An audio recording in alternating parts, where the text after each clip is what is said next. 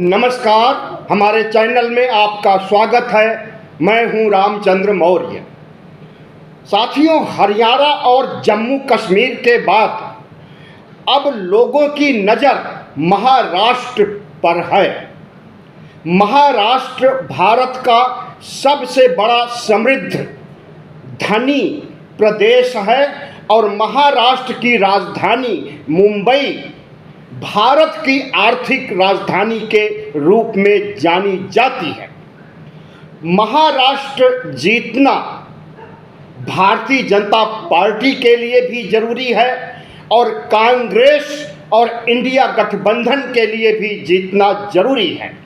जो महाराष्ट्र पर विजय पताका फहरा देगा उसकी ताकत बढ़ जाएगी। इसी ताकत को बढ़ाने के लिए महाराष्ट्र में जंग छिड़ी है और कल महाराष्ट्र और झारखंड के चुनाव की घोषणा कर भी दिया चुनाव आयोग।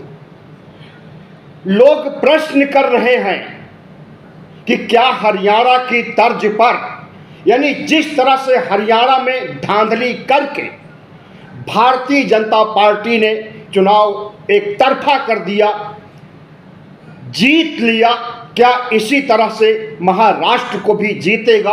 आज हम इसी पर अपना विश्लेषण पेश करेंगे आपके सामने। जो लोग पहली बार हमारे चैनल को देख रहे हैं उनसे अनुरोध है कि वह चैनल को सब्सक्राइब कर लें और वीडियो अच्छा लगे तो इसे जरूर शेयर करें। महाराष्ट्र की राजधानी मुंबई में अभी पिछले दिनों दिल दहला देने वाली घटना हुई थी जब बाबा सिद्दीकी की सरेआम विजयदशमी के दिन वध किया गया था। लॉरेंस बिश्नोई गैंग ने कहा कि उसने इस हत्या को अंजाम दिया है। उसके बाद से महाराष्ट्र की कानून व्यवस्था, लॉ एंड ऑर्डर सवालों के घेरे में आ गया है। बाबा सिद्दीकी को Y+ सिक्योरिटी मिली थी, इसके बावजूद अगर उनकी हत्या हो गई और हत्यारा कबूल कर रहा है, लॉरेंस बिश्नोई जो साबरमती जेल गुजरात में बैठा हुआ है और वहां से बैठ कर के हत्या को अंजाम देता है, अपने गुर्गों के जरिए सिर्फ 50-50 हजार रुपए कुछ बेरोजगार गरीब युवाओं को देकर कत्लेआम करवा देता है।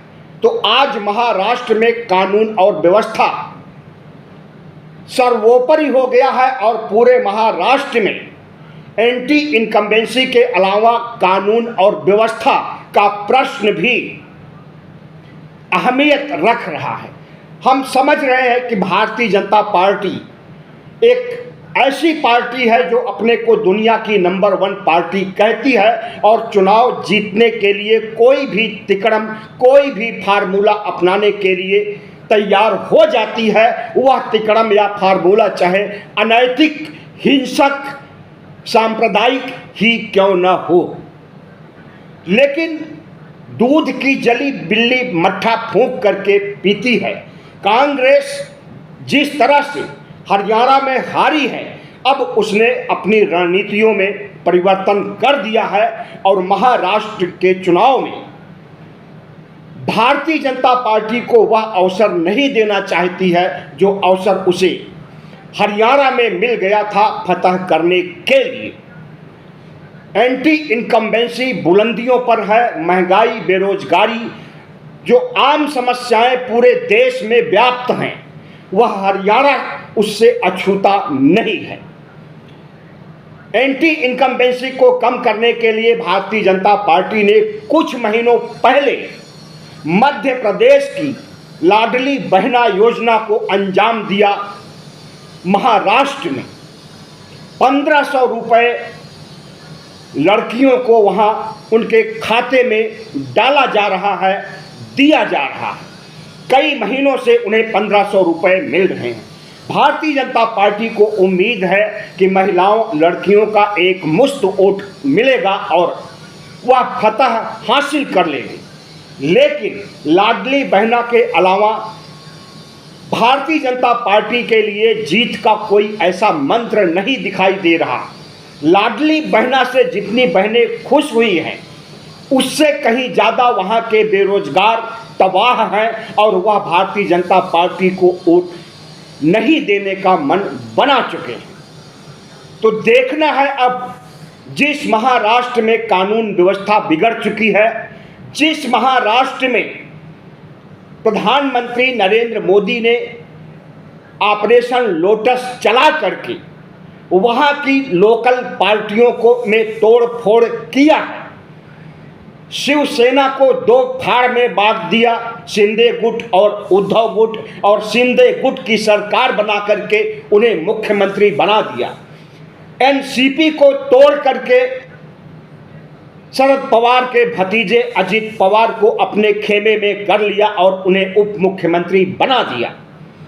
इस तोड़फोड़ से महाराष्ट्र की जनता खफा है और इसका खामियाजा भारतीय जनता पार्टी को 2024 के लोकसभा चुनाव में खामियाजा मिला भी और भारतीय जनता पार्टी की हार होती है। महाराष्ट्र विकास अघाड़ी को 30 सीटें मिलती हैं और भारतीय जनता पार्टी को 17 सीटें मिलती हैं लोकसभा चुनाव में। इन 17 सीटों में सिर्फ 9 सीट भारतीय जनता पार्टी को मिली थी। 1 सीट निर्दलीय को मिली थी जो कि कांग्रेस का था। अगर इसे भी महाअघाड़ी की सीटों में जोड़ दिया जाए तो 31 सीट हो जाती है लोकसभा चुनाव में अघाड़ी की। लोकसभा चुनाव के परिणाम जिस तरह से आए हैं, अगर उसे विधानसभा चुनाव 288 सीट की विधानसभा चुनाव में कन्वर्ट कर दिया जाए तो 153 सीटें अघाड़ी को मिल रही हैं और अघाड़ी की सरकार बनते हुए दिखाई दे रही है। और 126 सीटें महायुति यानी शिंदे गुट, शिवसेना, एनसीपी, अजीत गुट और भारतीय जनता पार्टी की सीटें हैं 126। अगर 153 को जादुई आंकड़ा माना जाए तो चुनाव जीतने और सरकार बनाने के लिए 145 सीटें लाना महाराष्ट्र में जरूरी होता है। और इन 145 से 8 सीटें ज़्यादा हैं अघाड़ी गठबंधन की, या यूं कहें इंडिया गठबंधन की। महाराष्ट्र में महाविकास अघाड़ी में सीट समझौता हो चुका है। अभी भारतीय जनता पार्टी और एनडीए महायुति में सीट समझौता नहीं हो पाया, लेकिन चुनाव घोषणा होने के दूसरे दिन ही महाराष्ट्र से खबर आती है कि कांग्रेस को 119 या 120 सीटें मिल रही हैं। पुख्ता खबर है, उद्धव ठाकरे की पार्टी को 85 सीटें मिल रही हैं और एनसीपी को 75 सीटें मिल रही हैं। इसके अलावा इंडिया गठबंधन का पूरा ध्यान रखा गया है और समाजवादी पार्टी के लिए 3 सीटें छोड़ी गई हैं। कामगार पार्टी के लिए भी 3 सीटें छोड़ी गई हैं और कम्युनिस्ट पार्टी के लिए भी 2 सीटें छोड़ी गई हैं। लेकिन अभी एनडीए गठबंधन में सीट का फार्मूला लागू नहीं हो पाया, सीट शेयरिंग संभव नहीं हो सकी है। भारतीय जनता पार्टी पूरी ताकत लगा रही है महाराष्ट्र चुनाव को फतह करने के लिए, और अगर ईवीएम का खेला करेगी जैसा कि हरियाणा में कर चुकी है तो काठ की हांडी कहा जाता है कि बार बार नहीं चढ़ाई जा सकती है। और अब ईवीएम में हुई धांधली के अनुसार कांग्रेस पार्टी ने अपनी रणनीति बदल दी है और अपने कार्यकर्ताओं को ट्रेंड कर दिया है, जो बूथ पर होंगे या जो मतगणना होते समय ईवीएम के पास रहेंगे, उसकी रखवाली करेंगे। उन्हें ट्रेंड कर दिया गया है, अब कोई घपला नहीं कर सकती है भारतीय जनता पार्टी। लोकसभा चुनाव 2024 में महाराष्ट्र में कांग्रेस पार्टी को 16.9% वोट मिलता है और भारतीय जनता पार्टी और इसके गठबंधन को, एनडीए गठबंधन को 16.7% वोट मिलता है। लेकिन भारतीय जनता पार्टी की बुरी हार होती है। कांग्रेस 17 सीटें जीतती है और उद्धव की पार्टी नहीं बल्कि एनडीए 21 सीट जीतती है। इस तरह से देखा जाए तो महाराष्ट्र की सियासत में जो घमासान छिड़ा हुआ है, अभी के देखते हुए यही कहा जा सकता है कि भारतीय जनता पार्टी की हार होने जा रही है और कांग्रेस पार्टी की जीत होने जा रही है। महाविकास आघाड़ी गठबंधन की जीत होने जा रही है। लेकिन भारतीय जनता पार्टी रातों रात समीकरण बदलने वाली पार्टी है। रातों रात ईवीएम में खेला करके जीतती हुई पार्टी को हराने वाली और खुद हारने वाली पार्टी को जीतने वाली पार्टी बना देती है। ऐसे में कुछ नहीं कहा जा सकता है कि महाराष्ट्र के चुनाव में क्या होने वाला है और अभी तो लगभग 1 महीने चुनाव होने बाकी हैं। 20 नवंबर को महाराष्ट्र में वोट डाले जाएंगे और 23 नवंबर को मतगणना की जाएगी। 23 नवंबर को पता चलेगा कि महाराष्ट्र पर किसका पताका फहराएगा, इंडिया का या एनडीए का। महाराष्ट्र में जिस तरह से भारतीय जनता पार्टी ने पिछले कई वर्षों से उद्धव ठाकरे से बदला चुकाने के लिए, क्योंकि उसने एनसीपी और कांग्रेस से मिलकर के सरकार बना ली थी और भारतीय जनता पार्टी का परित्याग कर दिया था, जबकि शिवसेना और भारतीय जनता पार्टी की विचारधारा एक थी लंबे अरसे से, बाला साहब के समय से। लेकिन कुछ साल पहले जब मोह भंग हुआ तो दोनों पार्टियां मुख्यमंत्री बनाने के लिए अड़ गई और भारतीय जनता पार्टी को मात खानी पड़ी। उद्धव ने एनसीपी और कांग्रेस से समझौता करके सरकार बना लिया। भारतीय जनता पार्टी के शीर्ष नेतृत्व ने बदला चुकाने के लिए एनसीपी में भी फाड़ कर दिया और शिवसेना में भी फाड़ कर दिया और महाराष्ट्र की सियासत को झकझोरने का काम किया। महाराष्ट्र के मतदाताओं और महाराष्ट्र वासियों के सामने एक ऐसा प्रश्न छोड़ दिया कि पार्टियों को तोड़ने, पार्टियों को खत्म करने वाली भारतीय जनता पार्टी को वोट क्यों दिया जाए।